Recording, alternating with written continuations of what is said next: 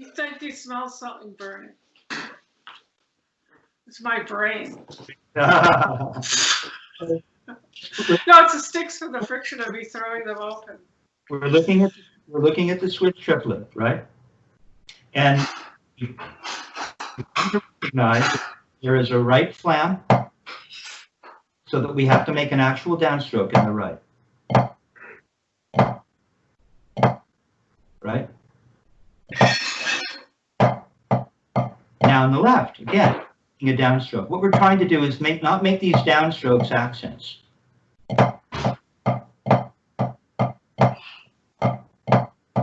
The height of the next wrist turn after the downstroke has to be the same in both hands.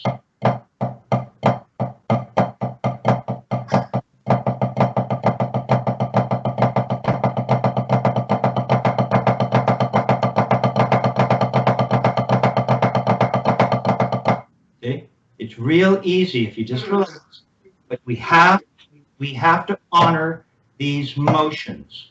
Go ahead and do that for me. Play a Swiss triplet.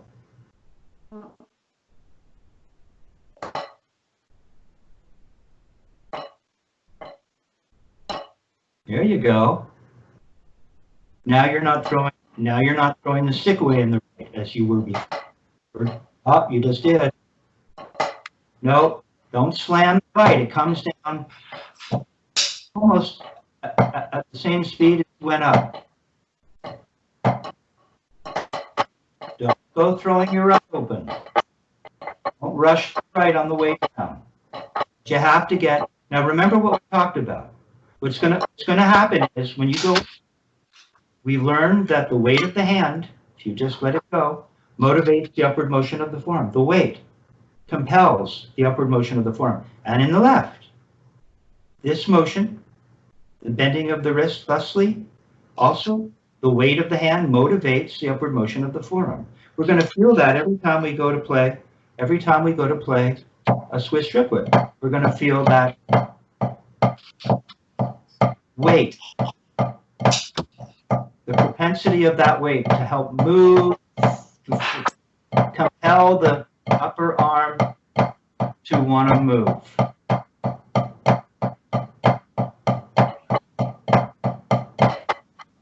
Okay, go ahead and play Swiss triples. Put the metronome on. Put the metronome on at 40.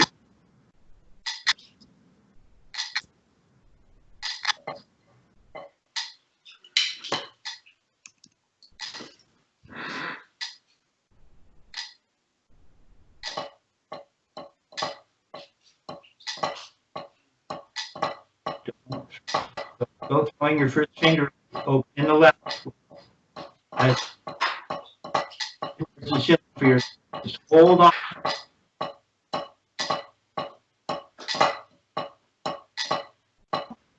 So you're able to play now.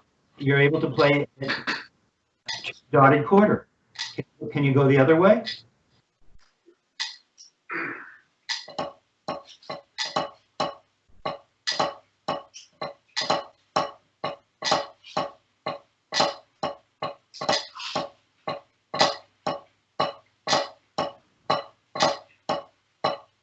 Remember, we're trying not to take accent go down.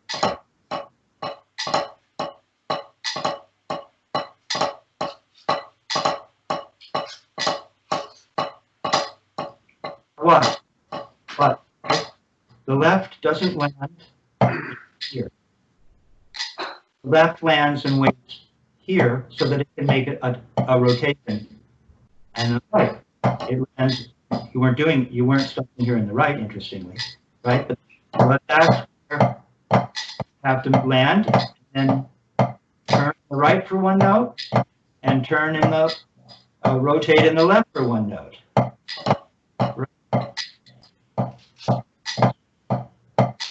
Because eventually, if we're stopping here all the time, how are we ever going to get this thing into rebound land?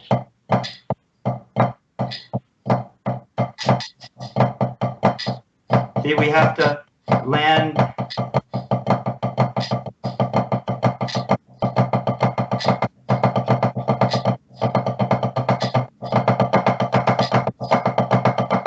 have to land so we can get that. Go for it.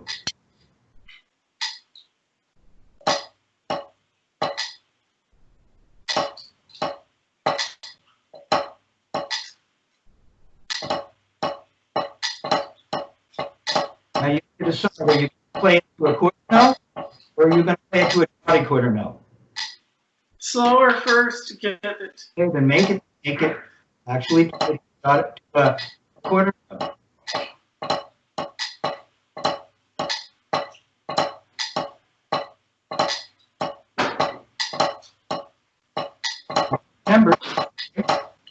Remember, not fall into the trap that you experienced before, which is somehow you lost sight of the fact in this technique, how high you turn or rotate decides on the volume. If you're making a big throw here and this, and then you only turn this high, but it sounds as loud as the throw, it sounds as loud as the throw, something's wrong. Because if we only rotate this high, we shouldn't get that much volume. This will have this much volume, and rotation thereafter will have less volume. So it's like this. A little bit of an accent, but not much. And they're right. The first note's going to be just a little louder.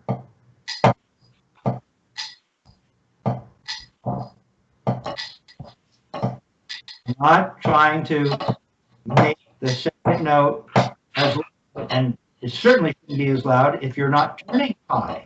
It's going to obey the laws of this particular technique, which is volume is in direct relation or in proportion to the of your turn or rotation.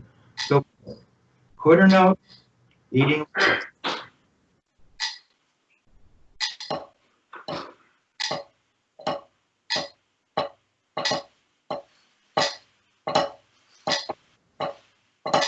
Don't keep throwing that left up. Hold on to it and brush it down left. That one's better. Then play that to a dotted. You play that to a dotted quarter note.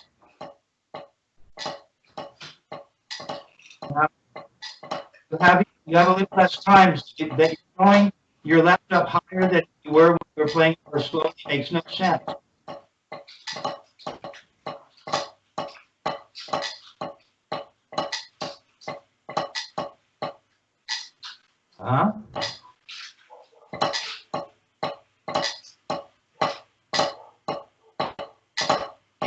It's true. We can turn and rotate hard.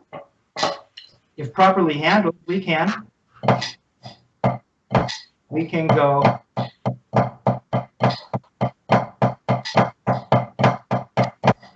Okay.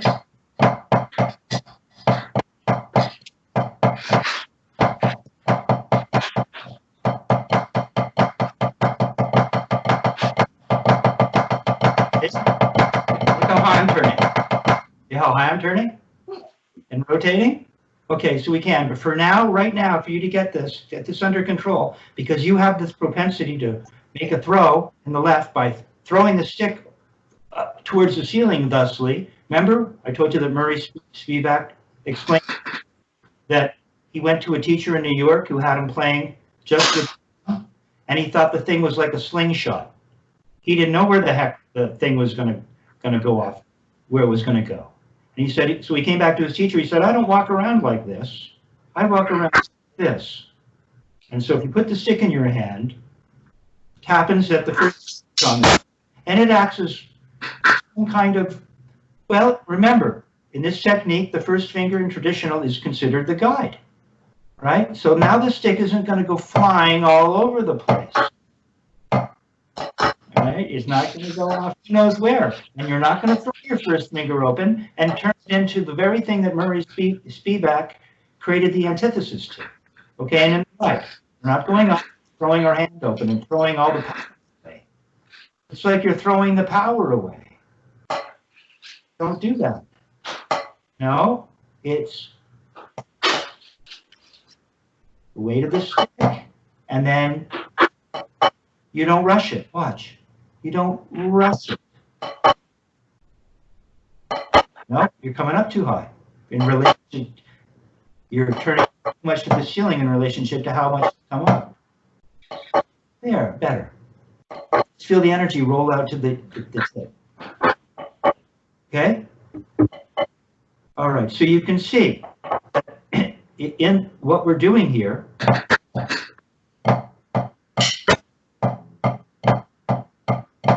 we've got Swiss triplets that are really, as they get going,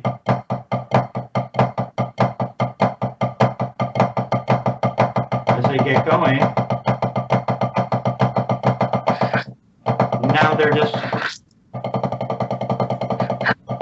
doubles, see? And then the throws are similar.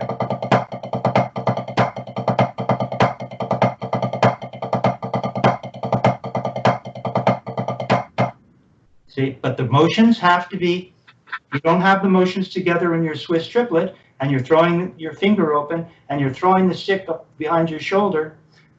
When you go to doubles and roll strokes, those same flaws, those same mistakes that you're making with the Swiss triplet, as it pertains to your downstroke, they'll exist in your doubles and roll strokes. And when you go to play that crash, you sometimes have problems with, where you don't seem to be able to get a good attack on the crash, that problem will go away. It's not the cymbal's fault. It's not the stick's fault, right? It's about the traditional grip not knowing how to make a downstroke. But you were today, and in the right. It's about the right knowing that you don't throw your hand open and come up slowly and rush the down. It's this beautiful, smooth motion. Okay? Okay. Wow. Okay, so it's coming along. Look out, oh Canada. Yeah, there's some Oh Canada stuff in my solo, you'll see. I love it. There you go. It's very patriotic. Okay, I'm going to stop the recording. Bye.